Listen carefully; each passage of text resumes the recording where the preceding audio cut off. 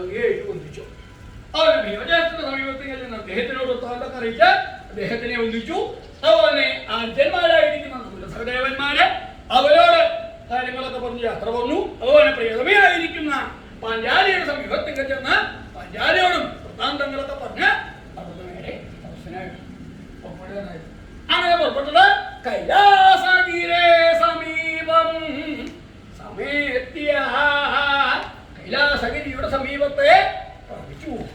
ആ കൈലാസ പർവ്വതത്തിന്റെ സമീപത്തെങ്കിൽ അവിടേക്കാണ് പുറപ്പെടുണ്ടായത്.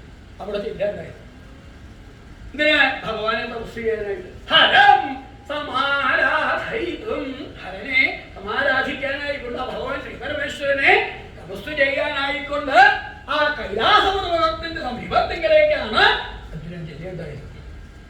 എന്താ ഈ കൈലാസ പർവ്വതത്തിന്റെ സമീപത്തിങ്കിലേക്ക് ചെല്ലാനുള്ള കാരണം?